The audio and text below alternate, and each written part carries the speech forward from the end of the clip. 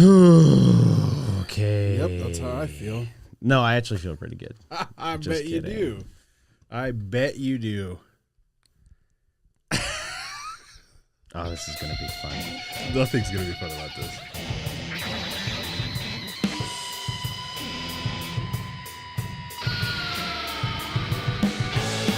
Welcome to the house, episode 8. If you need homeless or at-risk youth services, you can take it to my house, 300 North Willow Street in downtown Wasilla. If you want to support the Matsu recovery community, you can take it to the Target parking lot at 12 o'clock, and then you can take it to TNR's outpatient with everyone else on the 3rd annual Walk for Recovery this Saturday. Yeah. And I'm not going to be there because I'm out of town at a wedding, and 'cause I'm you're really mean. upset about it. Yeah. Because this thing is going to be awesome. Yeah, it's going to be super This awesome. is definitely going to be the best and biggest Walk for Recovery yet. Yeah. I'm super excited about it. We have so much like community involvement and just so many people like rallying around it this year. I've put it on with like just a minimal budget every year with like pretty much nothing. And we had a good time, and this year it's just, we have a lot more wiggle room and people really showed up for us, and it speaks a lot to the Matsu Valley and how they view recovery. And I'm really excited about it. So Yeah, I can't wait. We're going to talk about a couple of things this episode. Let's start with how our teams did in football this let's week. do that. That sounds fantastic. We don't need to talk about the Seahawks game that much. For some reason, I couldn't watch it. It wasn't a local game. Thanks, Fox, or whoever was in charge of that. But I watched the highlights and I was tracking it. And long story short, the Dolphins without Tua are not very good. And also, I sat DK in a league, which I ended up winning anyway. But I was all scared. I was like, no, I need to put in like Smith and Jigba. I'm not sure, he's going to have Jalen Ramsey all over him all game. Like I maybe need to go to a secondary receiver. And then he just put up like 29 fantasy points. Didn't even matter. Yeah, 4 receptions, 104 yards, and a touchdown. It's a great game. It's a fantastic game, but that's the problem with like that I don't like about DK is like he's very boom or bust, right? Yeah, like, the problem is that he went up against one of the best corner, or that maybe the highest paid corner in the league. Yeah, but and Jalen Ramsey is a little bit. He's getting older. Yeah, but for sure. Still, and the defense again fantastic. Although they were not playing against a real quarterback for most of the game, but they got some. The Dolphins had some real good field position a couple of times. They got a couple picks, and our defense locked it down once again. So we are probably the worst 3-0 team in the league right now, I'd say. We've beaten the Broncos, the gritty Patriots, who still probably aren't a playoff team, and the quarterbackless Dolphins. Yeah, like you're definitely not better than the Chiefs, right? But there's an argument that you're better than the Steelers. The Steelers defense is playing lights out. The Steelers are another crazy 3-0 team. You want to talk about them really quick? I cannot believe they're 3-0. I can't believe they're 3-0 either. I think I don't think the Bears are kicking themselves necessarily, but they're getting the same level of play from Justin Fields as they're getting from Caleb Williams right now. And I think that defense is just rallying around. Like the Steelers has always had a good, decent defense, but I think that they got like deflated a lot when Kenny Pickett was their quarterback because it was just 3 and out. Mike Tomlin is only 6 wins away from another winning season now. It's so crazy. It's nuts, dude. It's crazy. And like, say what you will about him. Like he's a weirdo. He's a full weirdo, dude. And he is very intense. Like I could not imagine being coached by him. Yeah. But they're going to be interesting to see how they do the rest of the season. They also haven't played any like crazy teams. The Chargers are in, Justin Herbert went down in like the third quarter, I think. And so that definitely swung the momentum in the Steelers' way. So yeah, we'll see what they do. The team that is like, are they for real? The Vikings? Is the Minnesota Vikings. Bro, it's dude. crazy. Sam Darnold, baby. He is 31 fantasy points off the waiver wire. What, dude? They just look really, really good. They look like they believe in their team. They held the Texans to 7 points, and the Texans didn't score till the third quarter. I can't believe that they did to the Texans what they did. No, I can't either. I thought it was going to be like a down to the wire type of game, not a And that was a statement game for them. Like, oh yeah, hey, we're here. Hey, we're here. Hey, we're ready. You getting a fantasy alert? No, it's just stupid Field Yates. Nobody likes that guy. Okay, so the most interesting game of the week was also your team's game. So, yep. You know, I texted you. I just made sure you were going to be here today. Right. Didn't take sick leave or anything. Oh, my God. So the Carolina Panthers, 0-2 heading into this week. Bryce Young, out. Yeah. The Red Rifle, Andy Dalton, old man, in.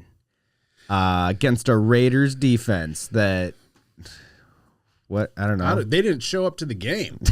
I don't know where they were. Oh, so you're saying it wasn't against the Raiders defense? No, it was like that South Park episode where the Pee Wee hockey team plays against the Detroit Red Wings. The Panthers put up 36 on the Raiders. Yeah, Deontay Johnson went off for 122 yards on 8 receptions. A lot of those yards were yards after the catch. Like, he would catch the ball. I was watching Trayvon Merrick. He's like in the middle of the field, and he's like flat-footed, watching Deontay Johnson catch the ball, and he's just like happy feet looking at him as he runs by him. I'm like, what are you doing? Andy Dalton, 319 passing yards, 3 touchdowns, a QB rating of 86.9. I think you see it happen every year. You get bad teams that come in, and teams think that they can take the day off, and that they just the Panthers were rejuvenated, obviously. Yeah. Because they were like, the morale was awful with Bryce Young. Yes. It was so bad. And you get Andy Dalton, and they're like, all right, we got a serviceable guy who can throw the ball. Like, I know he's going to get the ball out at least.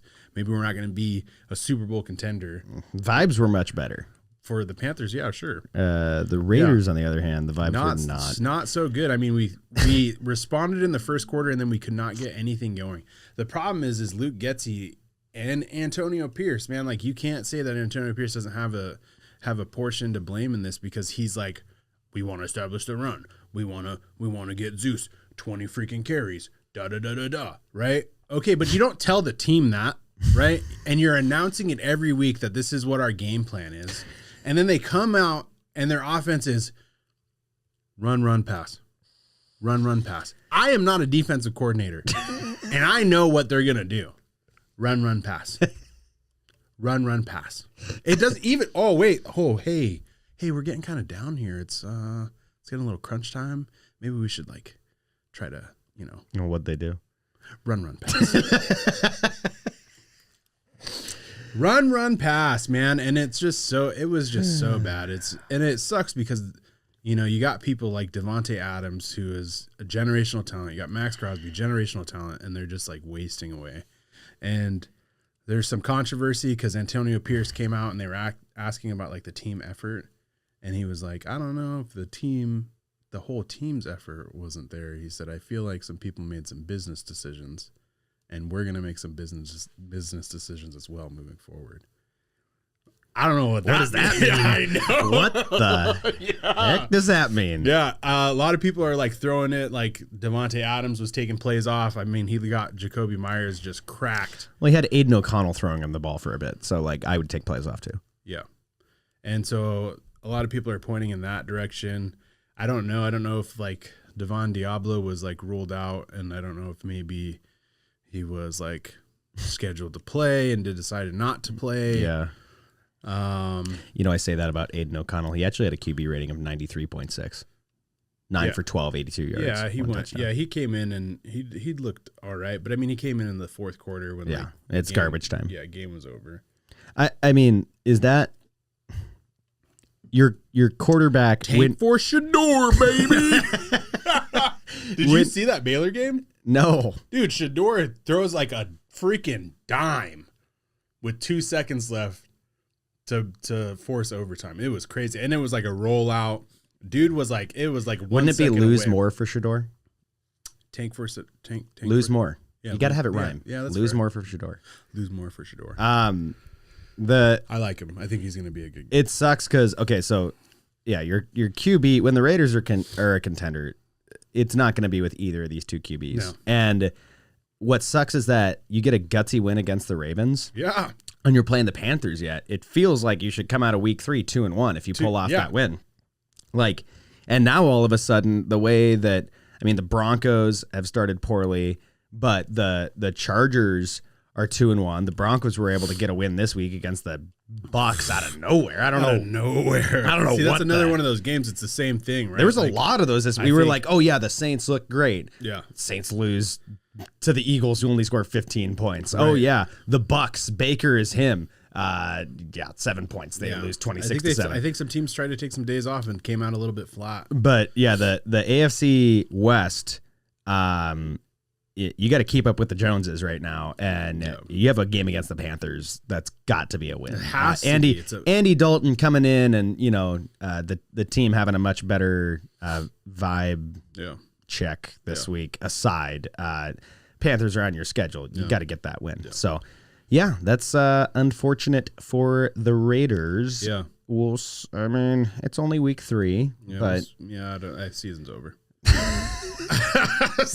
You can't beat the Panthers. Like, it's gonna be you're looking at an 8-win, maybe 7 team that is just gonna, they're gonna have some gritty games where they have more juice than the other team. That they're gonna be that team, right, where they're like, oh yeah, we can take the day off, and they're gonna come out fired up for something and for nothing and win games and lose draft position like they did last year. And well, now that the Niners have lost, the Seahawks have a 2-game lead on the rest of the division, which I did not think would be possible before the season. Yeah. So, but it's only week 3. How about them Rams though?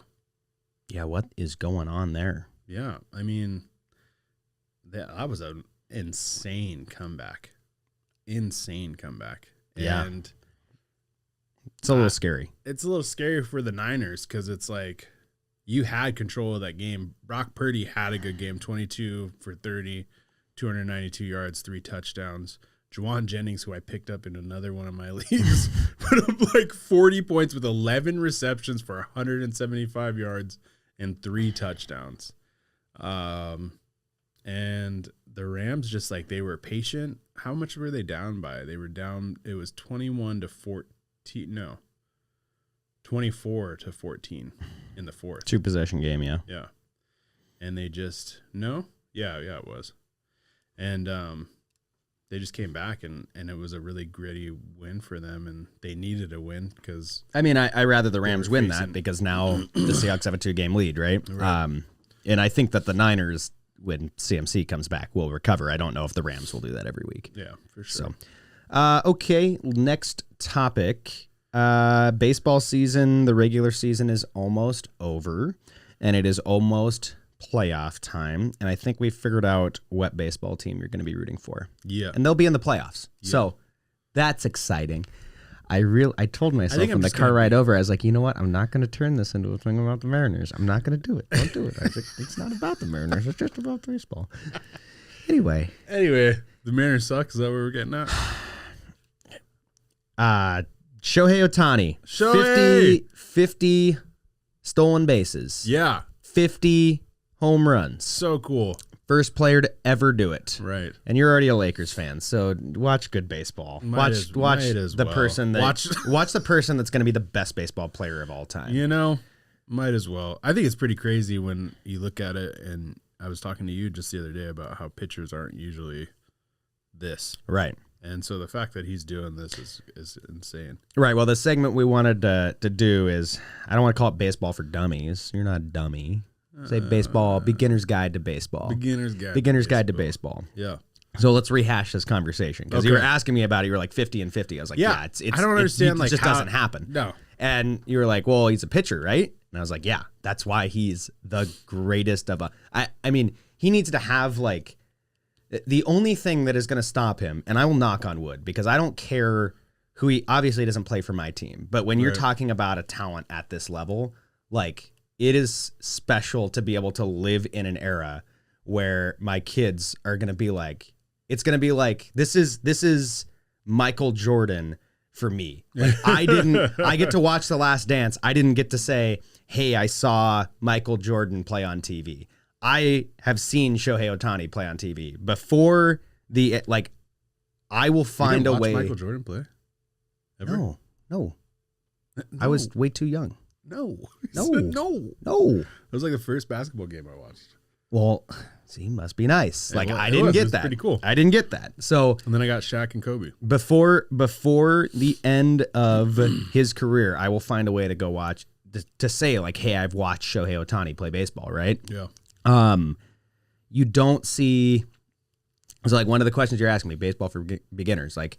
Why don't pitchers pitch? Well, it's because the American League, the correct league, had why don't pitchers hit?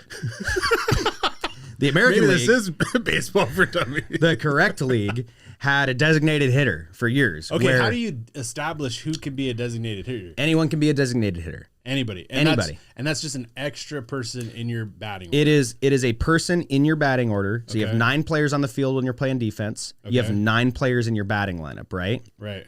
But instead of your pitcher hitting, you have a DH. So Okay. anyone else in your lineup, And why don't pitchers hit? because pitchers spend so much time practicing getting good enough at pitching to pitch in the MLB that you don't have time to work on your swing mechanics and base running. And also, I think as soon as Shohei you says otherwise. well, that's what makes him like a special magical snowflake that you're never going to see again. Like the other scary thing about hitting is that, you know, you can be hit by a pitch. You can, you know, pull something running the bases. You can, you know, swing wrong and like tear every ligament in your leg randomly. Like the chances of you getting injured once you start batting goes up exponentially. And pitching already, like this year in the MLB, we've seen a ton of surgeries. Like guys are throwing the ball so hard, like they figured out a way to just rip the ball, you know, put insane like torque, like insane breaking balls, insane fastballs, but the human body like can't handle what they're able to throw it, but they're not able to throw it sustainably, right? Like their shoulders fall apart. So it's not only, and he hasn't been pitching this year because he did have surgery. He's just been DHing. But the fact that he's been able to keep this up for like the last 5-6 years now, I think, is nuts. And it's also nuts. Like there are very few guys that you would have in your lineup and be like, this guy is just going to DH because you have a 25-man roster. It's not a big roster, right? No. Usually your DH is like, okay, we have 4 outfielders that are regular outfielders and 3 of them will play in a night. And then the other one is DHing, or your backup catcher is DHing. Like usually you have your starting catcher, he's going to play like 4 to 5 games out of the week. And then the other one plays 1 to 2. So he'll go in and DH. Like hopefully he's good at the plate, right? Yeah. But to have someone where you're like, the only job that we want this guy to do is just hit bombs, and then also he can also steal 50 bases. Yeah. Like that's how good it's wild that anyone is that good that you're just going to have a roster spot for a DH. So who's it doesn't your happen. usual DH? Just like extra outfielder, backup catcher, like it's just someone that you can count to hit the ball, but you don't necessarily need in the field, right? Gotcha.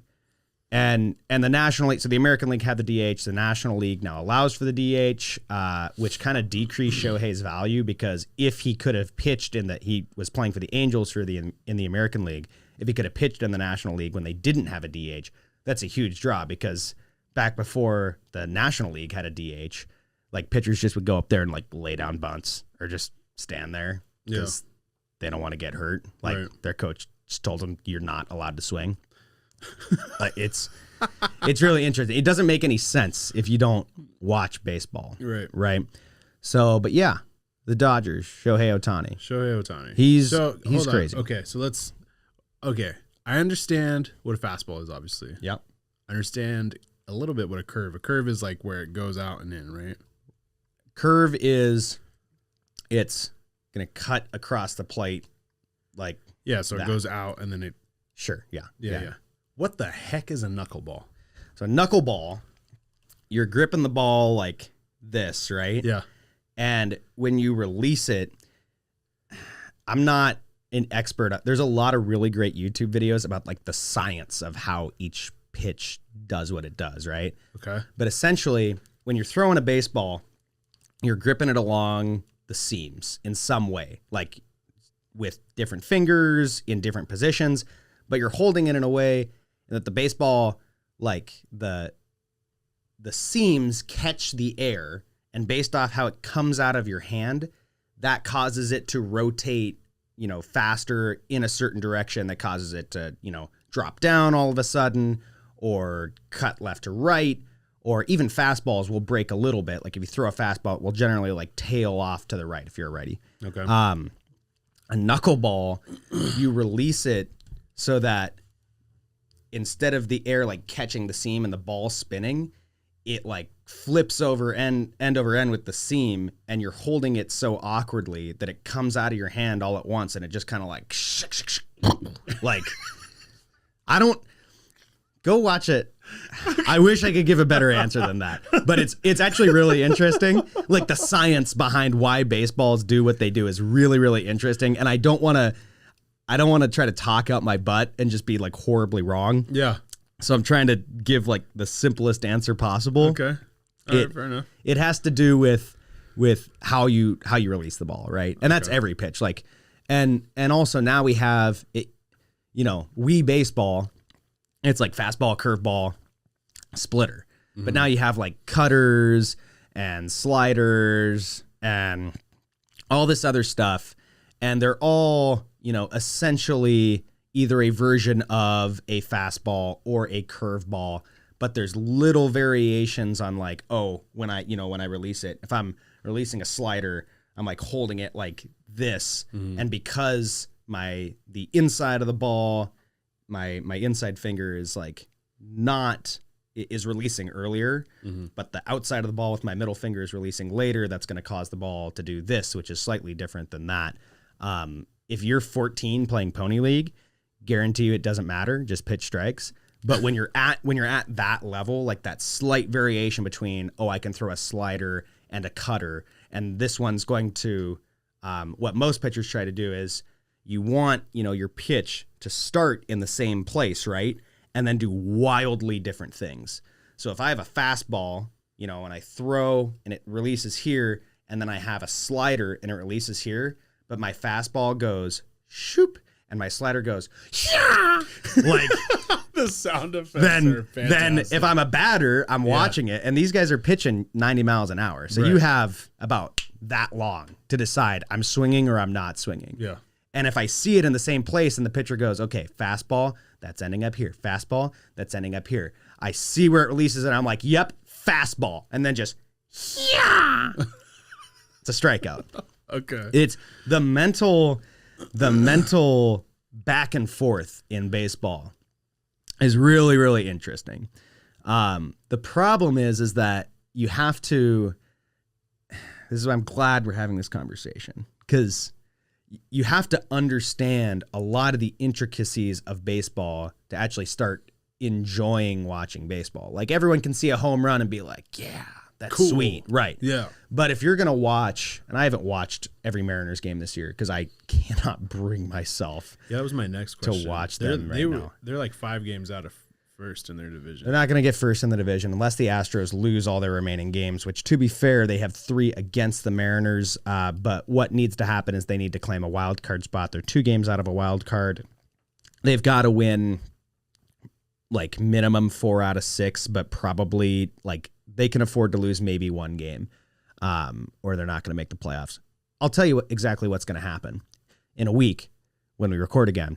This is what will have happened. The Mariners will make it to the last day, maybe second to last day, but just because they've been the most infuriating team of Mariners baseball that I've watched in a while. I bet you it'll be the last day of the season. They'll have a chance to make the playoffs, and then one of 2 things will happen. Either they will win the game in incredibly convincing fashion, and the team they needed to lose will eke out a win anyway, and they'll miss the playoffs by 1 game. Or the team they need to win will lose, and they will lose a game because they fail to get runs, which will be a perfect microcosm of their problem this entire season. I've watched enough Mariners baseball to know how this ends. I told you months ago that having hope in this baseball team is a mistake. You can't trust this baseball team to do anything. Yeah. The Seahawks are 3-0. You know what I mean? There you go. The Seahawks are 3-0. How many games do they play? 162. That's insane. And so when you're watching, and so they have like little like almost playoff series throughout the season, right? Like I heard. Yeah, like I was watching a game and they're like, this is the first of 3 this weekend or something like that. Yeah, you have to change your mentality about the playoffs in baseball because you play so many games that in hockey or in football, the playoffs are large enough that you're going to have like 2 to 4 mediocre teams get in. Like they're good enough to make the playoffs, but they're not a contender, right?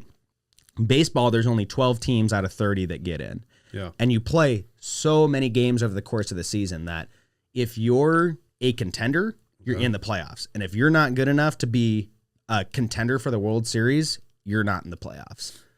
And it's just as simple as that. So what makes it frustrating is, you know, you're watching baseball, you watch all season long. I try to watch at least the highlights if I don't catch the game. So I've seen probably 80% of the Mariners games this year, either watching live or going back and watching the highlights. And you have to temper yourself because you're like, there's 162 games. They're not going to win every game, right? Right. Which is tough. But on the other hand, if you lose a series in the middle of July to the Angels, just to use a random example, completely random. If you lose series to the worst teams in your division back to back in the middle of July, if you go on these crazy cold runs, then when you pick it back up in September because, it's almost the playoffs. Well, now we have to start trying to play baseball. It's too late because you lost all these games to bottom feeders. You lost a series to the White Sox in the middle of the season. And turns out that those games count the exact same as when it's September and you need to make the playoffs. I said I wasn't going to do this. Oh, man. Okay. In other news, the Athletics played their last game in Oakland. Correct? Yeah. Yep. Yeah. That's sad. I mean, I don't care. The owner. No, it's sad because sad. ownership is. It's not sad because Oakland did this on purpose, and the city ownership and the city of Oakland are getting exactly what they want. Yeah. But for the I feel sad for the fans, and Oakland. Why they've been terrible? Well, have the fans been terrible? Like the Raiders have some of the most passionate fans in all of football, and their team got ripped away from them. And the A's, when the A's were good, they didn't get ripped away from them. The A's forced them out. So this is why you're not sad, is because the A's forced them out. But again, I'm going to say that's not A's fans. A's fans and Raiders fans are the same people. This is A's ownership that it's on. It's not on A's fans. That's why I'm not like. I guess I'm sad for the fans and I'm sad for the city of Oakland because they lost 2 major teams, and it looks like Vegas is becoming a new powerhouse, and that really sucks. But I think it doesn't suck for Vegas. I hope that the A's just like suck forever. Yeah. I until they sell the team, I wish no good things for the now Las Vegas. Why are Sacramento the Yankees still so good? I don't understand this. Isn't there like baseball, a natural flow of like look at Kansas City, because Kansas City was absolute garbage for like ever, right? Another good question. And then they hit and. So here's how baseball works. And again, there's a ton of really good YouTube videos about it. If you're interested in it, I'm going to do my best to explain it in like layman's terms as far as I understand it.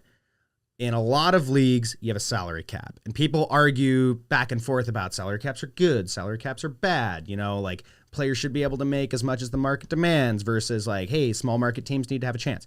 Baseball is like, okay, you can spend as much money as you want within reason, but we're just going to charge you a luxury tax if you're over this threshold. And it's way more complicated than that. But essentially, baseball says if you want to just spend money to have a contender year after year after year, we don't care, because you spending a bunch of money is going to turn you into one of the top brands in not just the game, but sport. Like the New York Yankees, one of the most valuable sports franchises across, I don't know who the most valuable, I think it's actually probably a European soccer team, if I had to guess. Maybe look that up. But so that's why the Yankees are always good. I mean, yes, it has to do with coaching and with player development, but they pay the money to have the best coaches, the best player development. And then they're able to pay even more money to bring in the best free agents year after year after year, because they're going to make that money back. They're the New York Yankees. They got money to throw around. Compare that with a team like the Seattle Mariners. The Mariners actually have year after year after year, they're top 10 in attendance every single year. But for some reason, ownership has decided that after 47 going on 48 years of this torment, that it's not worth just opening the coffers and paying to have a team that it's a contender. No, instead we're going to keep trying to do the same thing year after year where we get a budget-free agent that had like an okay hitting year, and he's going to show up and hit 170, which, before you ask that, that's a really bad batting average. 300 is really good. Like 230, that's like passable. 170, awful. Spend money or sell the team. Anyway, that's why the Yankees are always good. Okay. All right. I'm going to make everything about the Seattle Mariners, by the way. I see that. Okay. My last question is break down the playoff structure and how that works. Like how do teams get in? Right. How many get in? What is the series like? How many rounds are there? So on. And I'm sure when the playoffs start, we'll end up doing another episode kind of previewing everything. Yeah. Like I said, it's a long season. There's 162 games. So the playoffs are much smaller. It used to be that 4 teams would make it and 2 teams would make this thing called the wild card game, where they played one game against each other, and whoever won that one baseball game, after 162 games, whoever wins that one baseball game advances to a 4-team per division, 8-team over the course of the league finals. Now the way that it works is you have 6 teams that make the playoffs from each division. So 12 teams in total. Okay. The top 2 teams, so they both have to be division winners. There's 3 wildcard teams and 3 division winners. The teams that are division winners with the best 2 records get a bye for the first round. And then the other division winner, regardless of record, which is where it gets interesting, plays the third wildcard team, the last wildcard team to make it in. Yeah. And the number 1 and number 2 wildcard team play each other, and that is a best of 3 series. So best of 3. Best of 3. Oof. Yeah. No room for error. No, which is crazy because it's. Do they increase over the rounds? Or is it just always best of 3? No, it does. It does increase. So that's the one part that I want to make sure that I don't get wrong, because I believe that the way that it works is that you go from a best of 3 series to a best of 5 series for the next round. Because the Mariners, when they made it, they won a best of 3 against the Blue Jays, and they lost a best of 5 against the Astros. Because you play. We're used to like the playoffs being, a big, long 7-game series, right? Mm-hmm. But in baseball, you just play so many games that it would not make sense to continue, have 4 best of 7 series, right? Like guys would just fall apart. And plus the season needs to get over because you start next March. That's not true. Basketball doesn't.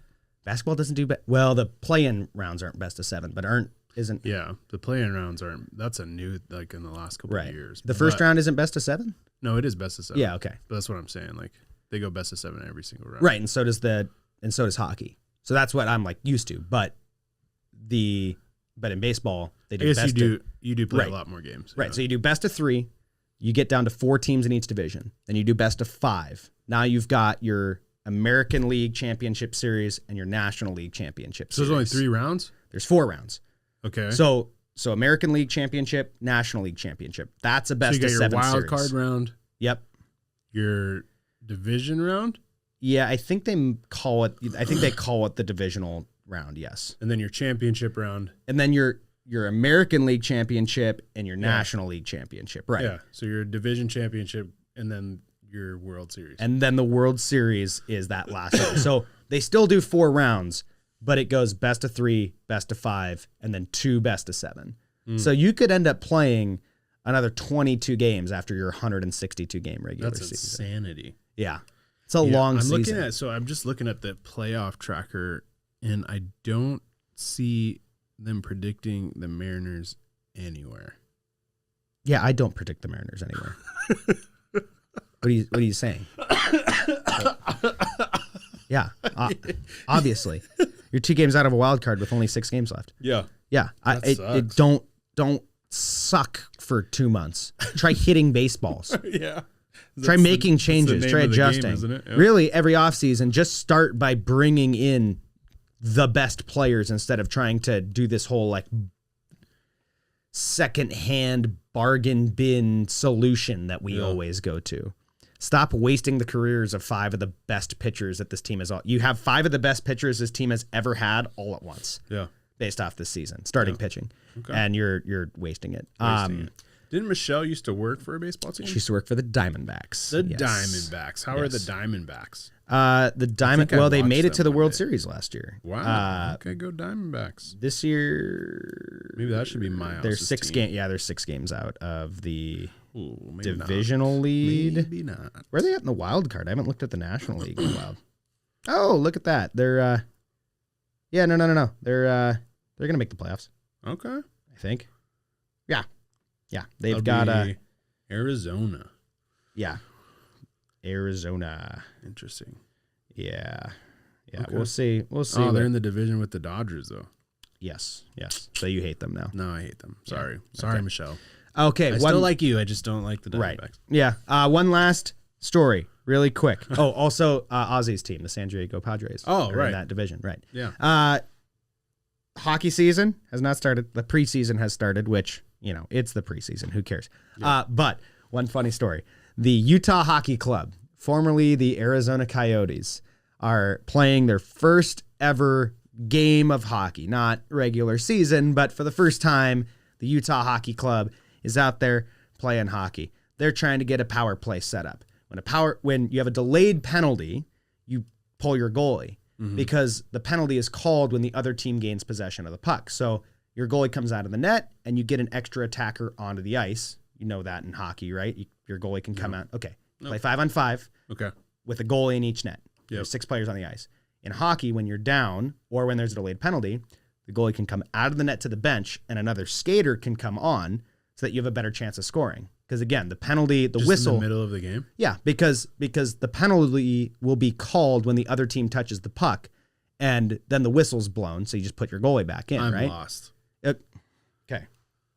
The goalies can't score, right? They're wearing all these pads. They can occasionally. It's really awesome when the other team pulls their goalie. Oh, so the goalie gets pulled completely. Yeah. He just comes out of the net to the bench. Oh, because they do that fast rotation substitution where it's not right. So instead of the player getting off the ice and getting on, they just have the goalie come to the bench and they replace him with a skater that can, move around and shoot and pass. Risky. Well, it's not, because it's a delayed penalty, right? As soon as the other team touches the puck, the whistle's blown. Why? And then because they have a penalty. So what's the penalty for? Just, it could be anything. You trip a guy, you hit a guy from behind, you slash a guy. But you said as soon as they touch the puck, they get a penalty. No, so they take a penalty, right? Like I trip a guy, right? And then the ref puts his arm up. What if they don't take a penalty? Then the goalie stays in the net. I'm saying the penalty process is, I'm not trying to do a beginner's guide for hockey too. Ridiculous. But the penalty process is, let's say you have the puck, right? Okay. And I'm on the Seahawks hockey team. And I reach for the puck and I get right under skate and I trip you, right? Okay. That's a penalty. You can't do that. So it's the substitution is off of a penalty. I'll get there. So I trip you, right? Okay. Now, generally, so I'm the ref. I do ref, youth hockey, high school, adult, not a big deal. 13 years strong.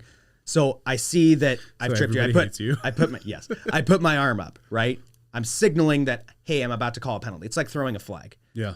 But I don't blow my whistle until the team that tripped the other team touches the puck. Because if the puck goes right to another player on your team. That's what I said. So it's off of the penalty. Yeah. So if the puck goes to another player on your team, I don't want to blow the whistle as the ref. That would be taking an advantage away from you. What if you guys score, right? So we have this thing called the delayed penalty. The ref keeps his arm in the air, and until the offending team touches the puck, play goes on. Well, because of that rule where you can pull your goalie, teams all the time have their goalie come out of the net and they go 6-on-5 because as soon as the offending team touches the puck, it's going to be a stoppage and play anyway. They can't score on the empty net, right? Yeah. So we're good. So all of that to preface with the Utah Hockey Club playing their first game. Okay. Delayed penalty against the St. Louis Blues. Yeah. Ref's arm is up. As soon as the Blues touch the puck, play is being blown dead. Utah tries to send the puck up to the point at the top of the zone. They got the extra attacker out there.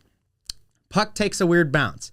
It goes all the way down the ice into their empty net for the first goal scored by the Utah Hockey Club in their franchise history. Oh my gosh. You can take the Coyotes out of Arizona, but you can't take the Arizona out of the Utah Hockey Club. All right. And that's how that happens. Wow. There you go. Wow. A whole hockey breakdown. There so we yeah, go. just incredibly embarrassing, but it's the preseason. So as long as they don't do that during the regular season, I'm sure we won't remember that. Yeah. But anyway, that was a lot of ground to cover. Yeah, we went over a lot there. That's okay. We'll be back next week. Hopefully the Raiders have a better week. Hopefully the Mariners. They're going against Cleveland, so the Mariners season will be over the next time we talk. Why does Deshaun Watson look better? They still lost though, right? They're 1-2. Yeah, they lost. Yeah. But he looks a lot better, and it's driving me nuts. I know. Just keep praying that bad things happen to bad people. Well, don't. I mean, that's maybe not. Nope. Yeah, don't. Yeah, do we that. don't need. Yeah, you shouldn't we do that. That's no. not. We don't want to condone that. But don't. And sports bring us together. So yeah, next time on To the House, it's a whole different conversation. Yeah, probably not for this podcast. No. Nope. More of a theological discussion. Yeah. And we're done.